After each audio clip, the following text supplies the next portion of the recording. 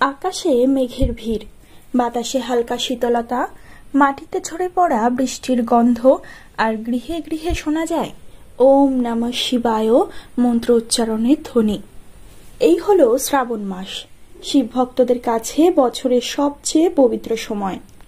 হিন্দু শাস্ত্র মতে শ্রাবণ মাস হলো সেই সময় যখন দেবাদিদেব মহাদেব মাতা পার্বতীর সঙ্গে কৈলাসে বাস করছেন এবং ভক্তদের আরাধনায় রূপান্তর ঘটছে করুণায়। বিশেষ করে সোমবার দিনটি মহাদেবের প্রিয়তম, আর যখন সেই সোমবার হয় শ্রাবণ মাসের চতুর্থ সোমবার, তখন তার মাহাত্ম্য হয় অগণিত গুণ বেশি।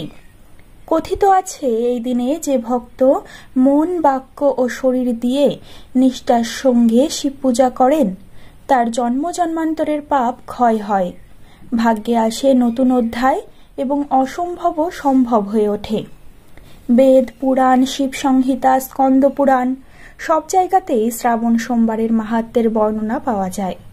পুরাণ মতে সমুদ্র মন্থনের সময় যে হলাহল বিষ নির্গত হয়েছিল তা পান করেছিলেন শিব। সেই সময় দেবতা ও ঋষিরা নিরন্তর জল ও বিল্লপাত্র দিয়ে শিবের গলায় শীতলতা দিচ্ছিলেন। সেই থেকে শ্রাবণ মাসে শিব পূজা শুরু, আর সোমবার চন্দ্রের দিন মহাদেবের সঙ্গে যুক্ত হয়ে আরো শক্তিশালী হয়ে ওঠে।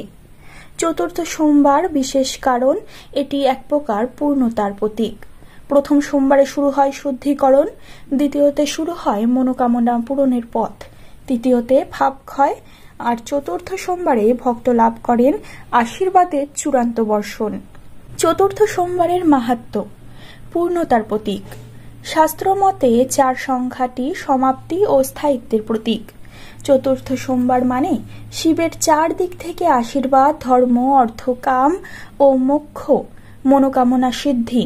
এই দিনে পূজা করলে অসম্ভব ইচ্ছাও পূর্ণ হয়, আরোগ্য প্রাপ্তি, গুরুগ্রহের প্রভাব হ্রাস হয়, চন্দ্রদোষ কমে যায়, মানসিক উদ্বেগ দূর হয়, দাম্পত্যে সুখ, গৃহে শান্তি আসে, দাম্পত্য কলহ দূর হয়, অর্থলাভ ও কর্মক্ষেত্রে উন্নতি।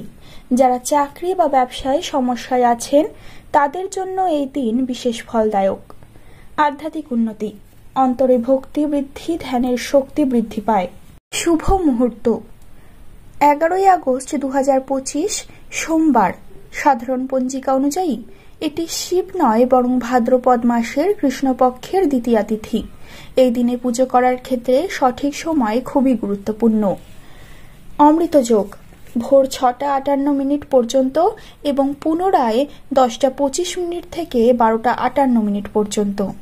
মাহেন্দ্র যোগ দুপুর 3টে 35 মিনিট থেকে বিকেল 5টা 17 মিনিট পর্যন্ত।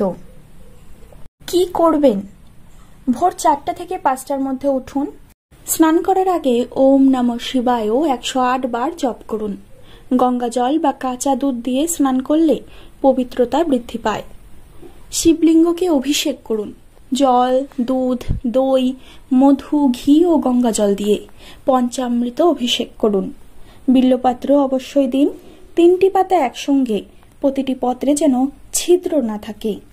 ধুতুরা ফুল, আকন্দ ফুল, চন্দন, গন্ধ, ভোগ সব দিন। ওম নমঃ শিবায় 108 বার জপ করুন। মহামৃত্যুঞ্জয় মন্ত্র কমপক্ষে 21 বার জপ করুন। যারা ধ্যান করেন তারা 20 মিনিট শিবমূর্তির সামনে ধ্যান করতে পারেন।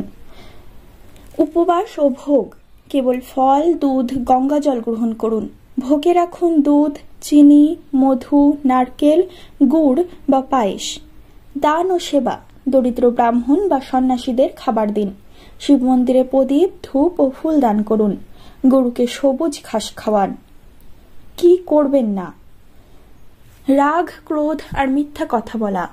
এই দিনে বিশেষভাবে এইগুলিকে এড়িয়ে চলতে হবে। মাংস, মদ বা তামসিক খাবার একেবারেই নিষিদ্ধ।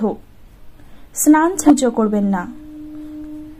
কারো অমঙ্গল চিন্তা বা গালি দেওয়া থেকে বিরত থাকতে হবে। শিবলিঙ্গে কুমকুম, তুলসী পাতা, চামেলি ফুল দেবেন না। এগুলি মহাদেবের জন্য বর্জিত। মহাদেবকে খুশি করার বিশেষ উপায়, রুদ্রাভিষেক করতে হবে। গঙ্গা জল, দুধ, মধু, চিনি দিয়ে রুদ্রাভিষেক করলে মনোকামনা পূর্ণ হয়। বিল্লপত্র দান। শাস্ত্রমতে প্রতিটি পত্রে ব্রহ্মা, বিষ্ণু ও শিবের আশীর্বাদ থাকে।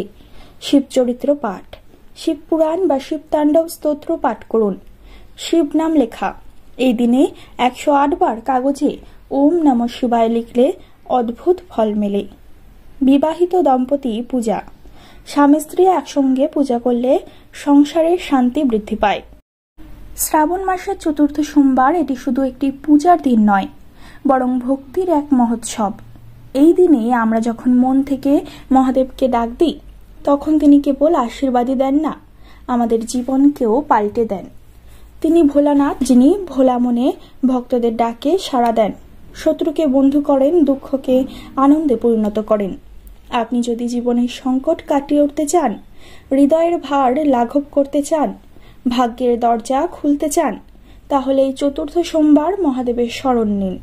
স্নান, পূজা, দান, ধ্যান সবকিছুই করুন নিষ্ঠা দিয়ে, কারণ ভক্তি দিয়ে করা এক বিন্দু জপও মহাদেবের কাছে অমূল্য। শেষে মনে রাখবেন, শরণাগতদের ত্রাণকারী, ভক্তের মনোকামনা পূর্ণকারী যিনি ভোলানাথ, তিনি সর্বদা আমাদের সঙ্গে আছেন। ভিডিওটি ভালো লাগলে একটি লাইক করে দেবেন, চ্যানেলটিকে একটি সাবস্ক্রাইব করে দেবেন এবং সমস্ত শিব ভক্তদের কাছে ভিডিওটিকে এত পরিমাণে শেয়ার করুন যাতে তারাও এই চতুর্থ সোমবারের মাহাত্ম্য জানতে পারে। পরবর্তীকালে আরও একটি নতুন তথ্য সমৃদ্ধ ভিডিও নিয়ে আপনাদের সামনে হাজির হব। ততক্ষণ পর্যন্ত ভালো থাকবেন, সুস্থ থাকবেন, সকলকে ভালো রাখবেন। ধন্যবাদ।